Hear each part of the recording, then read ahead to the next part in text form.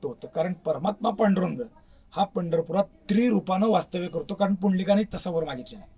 तू 3 रूपाने तो वास्तव्य कर. एक मूर्ती रूपानं देव म्हणून, म्हणजे भक्तांनी मला भेटायला या हे देवानी सांगितलेलं आहे. कारण भक्ताला देवाची ओढ आहे पेक्षा देवाला भक्त. पांडुरंगाचे जे मुख्य पुजारी पण आहे ते आहे बडवे घराण्याकडं.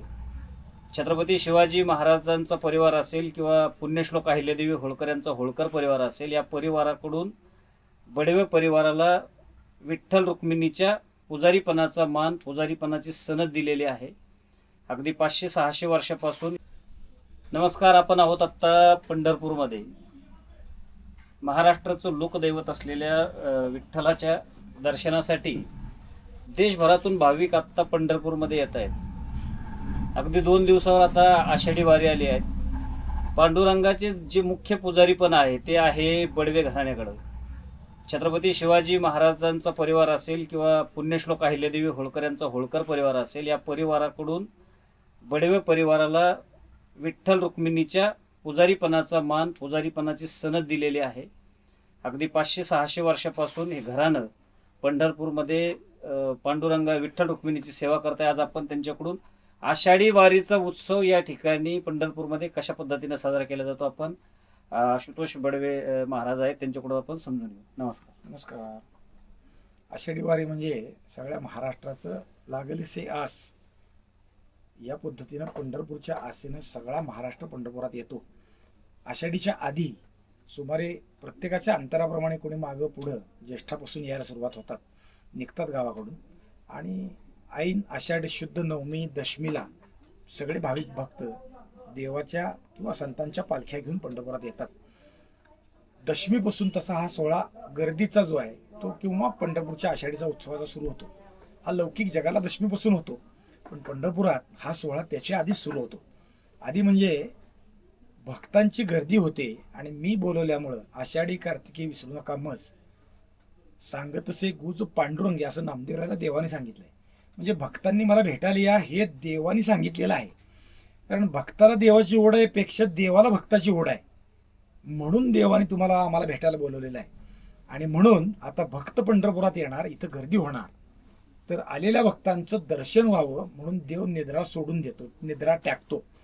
आणि 24 तास भक्ताच्या दर्शनासाठी देव उभा राहतो पंढरपुरात. रोजची शयन आरती जी रात्री 11 वाजता होते आणि पहाटे 5 वाजता 4 वाजता जो काकडा होतो तो इथून पुढे बंद होतो. आणि 24 तास केवळ नित्याचं स्नान करून देव भक्तांसाठी उभा राहतो. म्हणजे त्या अर्थाने पंढरपुरात आधीच तयारी सुरू होते आणि देव भक्तांच्या हितासाठी जागता असतो, उभा असतो. आणि तो मग भक्तांना दर्शन देत 24 तास भक्तांची गाऱ्हाणे ऐकत आपण असं म्हणू की तो उभा राहतो. आणि इच्छित जे आहे, अर्थात कुणी मागत नाही पंढरपुरात, पण भक्ताची इच्छा एकच की तू देव मी भक्त आहेसे जाण, या न्यायानं दरवर्षी मला दर्शन मिळावं, एवढ्याच इच्छेनं तो येतो. तसं येतो. आणि आषाढ शुद्ध एकादशीच्या दिवशी हा महापर्वणीचा काळ आहे, याला देवशयनी एकादशी म्हणतो आपण. या दिवशी पांडुरंगाची पहाटे नित्याची पूजा होते आणि मग एकादशीच्या पर्वणीच्या निमित्तानं विशेष पूजा होते. ही पूजा हल्ली पूर्वी राजे महाराजे करीत होते, आता हल्ली महाराष्ट्र शासनाचे प्रतिनिधी म्हणून मुख्यमंत्री पूजेला येतात आणि देवाची सगळ्या महाराष्ट्राच्या वतीनं पहिला महाराष्ट्राचा नागरिक म्हणून पांडुरंगाची पूजा करतात. आणि या काळात सगळ्या पंढरपुरात आनंदोत्सव चालू असतो. घराघरात अगदी गावाच्या 5 किलोमीटर 8 किलोमीटरच्या अंतरापर्यंत दिंड्या आणि नामाचा गजर चालू असतो.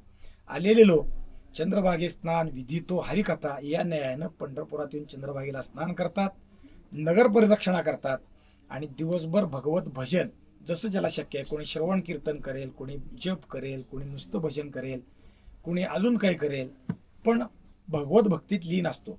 हा एकादशीचा दिवस त्या पद्धतीनं चालतो. यात पुन्हा अजून एकादशीच्या दिवशी संध्याकाळी म्हणण्यापेक्षा दुपारी खाजगीवाले सरदार जे होते त्यांच्याकडून देवाचा एक रथोत्सव चालला जातो. हा रथ दुपारी 12च्या दरम्यान सकाळचा अभिषेक झाला की बाहेर पडतो. त्यात राही रखुमाई आणि पांडुरंग यांच्या प्रतिमा असतात आणि नगर प्रदक्षिणेच्या रस्त्यावरून हा रथ परत फिरून जागेवर यायला संध्याकाळचे 7 वाजतात. ज्या लोकांना पंढरपुरात येऊनही आज जाऊन देवाचं दर्शन होत नाही ते या रथातल्या पांडुरंगाचं दर्शन घेऊन आपल्याला कृतकृत्य झाल्याचं म्हणतात. हा झाला एकादशीचा दिवस. एकादशीच्या दिवशी रात्री जागर केला जातो. जागर याचा अर्थ एकादशीला उपवास. उपवास म्हणजे न खाता बसणं हा एक संकल्पना. तसं उपवासचा दुसरा अर्थ असा आहे, उप म्हणजे जवळ आणि वास म्हणजे देव म्हणजे रहिवास. मग त्या दिवशी देवाच्या जवळ जास्तीत जास्त राहण्याचा प्रयत्न करायचा. मग राहण्यासाठी काय तर देवाचं भजन करायचं, त्या दिवशी झोपायचं नाही. मग त्या दिवशी जागर असतो, तो रात्रभर भजन करीत सगळे मंडळी राहतात. आणि एकादशीचा जागर संपला की द्वादशीला सकाळी पुन्हा चंद्रभागेचे स्नान करून पारणं केलं जातं. द्वादशी साजरी होते. ज्याला शक्य आहे ती पंढरपुरात राहतात, काही लोक माघारी जातात. द्वादशीला संध्याकाळी खिरापतीची कीर्तनं होतात आणि खिरापत घेऊन अनेक लोक माघारी जातात. तसंच पौर्णिमेपर्यंत हा उत्सव पुढे चालतो आणि पौर्णिमेच्या दिवशी पंढरपुरातला मुख्य जो उत्सव आहे तो काल्याच्या प्रसादानं संपतो.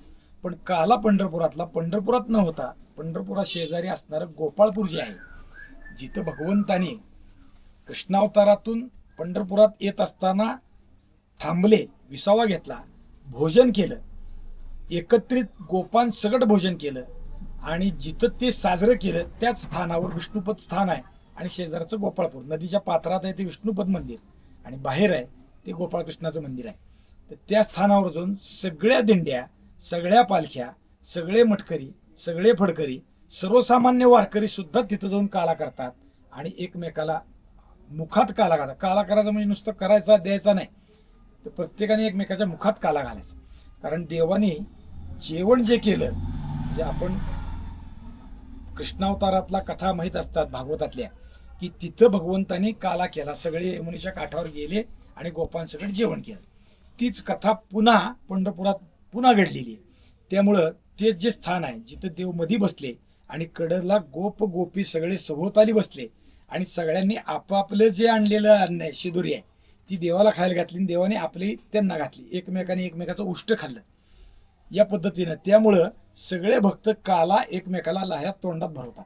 हातात द्यायचा हा भाग हा औपचारिक झाला, पण तोंडात घालण्यानं प्रेम जे आहे, प्रेम सुख देणं घेणं आहे, ते इथं पंढरपुरात पाहायला मिळतं. आणि तो काला झाला की मग लोक गावाकडे जायला सुरुवात होते. मुखदर्शन, नामदेव पायरीचं दर्शन आणि प्रत्यक्षात पांडुरंगाचा पदस्पर्श रुक्मिणीचा, ह्या दर्शनामध्ये काय अंतर आहे? अंतर असं काय आहे, पंढरपूरचं महात्म्य आहे ते स्पर्श दर्शनाला आहे. 12 ज्योतिर्लिंग आणि केवळ पंढरपूरचं स्थान जिथं स्पर्श दर्शन आहे. आता 12 ज्योतिर्लिंगातही गर्दी इतकी होते की काशीसारख्या ठिकाणी स्पर्श दर्शन बंद होत आहे. त्र्यंबकेश्वरला बंद होत आहे, सकाळच्या काळी काही चालतं. कृष्णेश्वरला ही पाळी आहे. ही सगळीकडे ते अडचण आहे, पण स्पर्श दर्शन आहे ते महत्व इथं आहे. देव उराउरी भेटे हा भाग जो आहे तो पंढरपुरात आहे. देवाची सुद्धा भेट घ्यायची. ज्ञानेश्वर महाराज, तुकाराम महाराज किंवा सकल संतांनी देवाची अगदी गळा आलिंगन भेट घेतलेली आहे. काळमानानं गर्दी वाढत चालली तर आलिंगन भेट बंद झाली. आता मात्र स्पर्श दर्शन आहे. पण सगळ्यांना स्पर्श दर्शन शक्य नाही, कारण कितीही जरी गर्दी म्हणजे बाहेर काढायचं म्हटलं तरी मिनिटाला 30-40च्या पेक्षा जास्त लोक बाहेर निघू शकत नाहीत. म्हणून गेल्या काही काळात मुखदर्शनाचा विषय सुरू झाला आणि देवाचं मुख एक 50 फुटावरून पाहावं या पद्धतीने त्याची व्यवस्था केली गेली. म्हणजे सुखाचे हे सुख श्री हरी मुख, ते मुख पाहिलं की सुखाला सुद्धा सुख होतं. असा परमात्मा पांडुरंग पाहण्यासाठी सुद्धा आनंददायी आहे. म्हणजे केवळ स्पर्शदर्शनाच हे दायी असं नाही, तर त्याचं पाहणंही आनंददायी आहे. आणि ज्याला तिथंही जाता येत नाही या मुखदर्शनाला, त्याला नामदेव पायरीला येऊन दर्शन करणं हेही तेवढं सुखदायी आहे. पंढरपूरच्या बाबतीत खूप विषय आहे की पंढरपूर क्षेत्रात नुसता तुमचा पाय पडला तरी परमात्म्याच्या दर्शनाचं जे सुख आहे किंवा दर्शनाचा आनंद आहे किंवा दर्शनाचं पुण्य आहे ते तुम्हाला प्राप्त होतं. कारण परमात्मा पांडुरंग हा पंढरपुरात त्रिरूपानं वास्तव्य करतो. कारण पुंडलिकाने तसा वर मागितलेला आहे, तू 3 रूपाने इथं वास्तव्य कर. एक मूर्ती रूपानं देव म्हणून, एक तीर्थ रूपानं आणि तिसरं क्षेत्र रूपानं. क्षेत्र म्हणजे पंढरपूरचं जे आपण गाव म्हणतोय, आताच्या परिभाषेत आपल्याला गाव म्हणायचं, तर ते गावाच्या रूपानं सुद्धा पांडुरंगाचं वास्तव्य आहे. त्यामुळे पंढरपुरात आलं की बस काही करायची गरज नाही. अगदी धडपड करून दर्शनाला जा, वशिला लावा हा भाग सुद्धा टाळला तरी चालू शकतो. शक्य झालं, गर्दी कमी असली, आपल्याला सोसत असलं तर आनंद आहे. पण नसेल सोसत तर पंढरपुरात आला तरी तुमचे दर्शन झालं, तुमची वारी पावती झाली. असा पंढरपूरच्या बाबतीतला विषय आहे. माऊलीची आणि विठुरायाची भेट कधी होते? यापूर्वी प्रत्यक्ष माऊली पांडुरंगाला येऊन दर्शन करून गेल्याचे उल्लेख आहेत. तुकोबरायांचं कीर्तन झाल्याचे उल्लेख आहेत. संत प्रल्हाद महाराजांच्या आयुष्यात तुकोबारायांचं कीर्तन त्यांनी पांडुरंगाच्या सोळखांबी मंडपात गरुड पारापाशी केल्याचा आपल्याला उल्लेख सापडतो. पण पालख्या ज्यानंतर सुरू झाल्या त्यांच्या, त्या पालख्या मात्र देवळात येत नव्हत्या.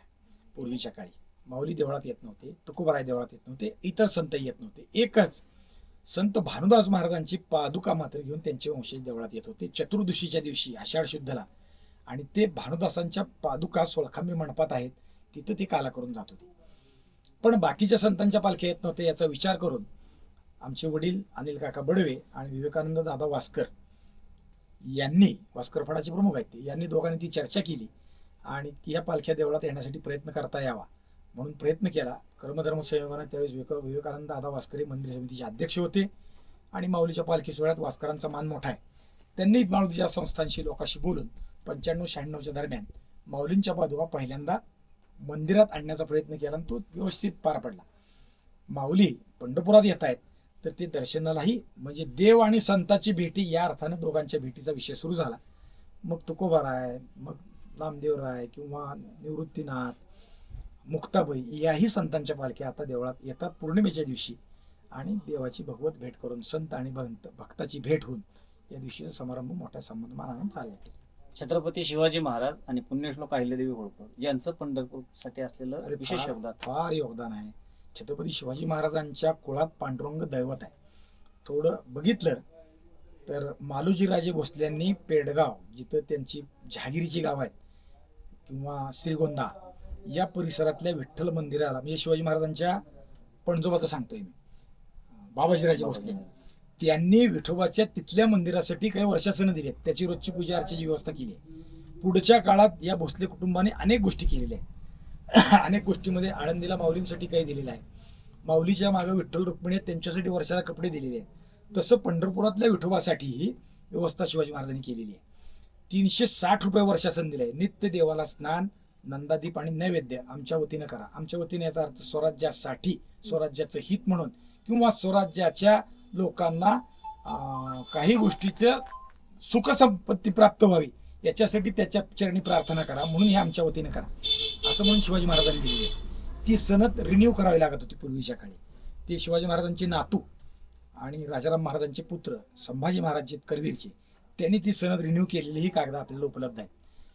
पुढच्याही काळात शाहू महाराजांनी दिलेलं आहे, म्हणजे अनेक राजांनी ते दिलेलं आहे. तसंच होळकरांच्याही घरात विठ्ठल भक्ती परंपरेनं चालत आलेली आहे. होळकर घराणं महाराष्ट्रातलंच आहे. जाऊन नंतर इंदोरला राहिले किंवा तिकडं उत्तरेत विस्तार झाला हा पुढचा भाग आहे, पण मूळ मराठी आहे. आणि त्यामुळं महाराष्ट्राची जी नाळ आहे विठोबाशी ती होळकरांच्या घराण्यातली आहे.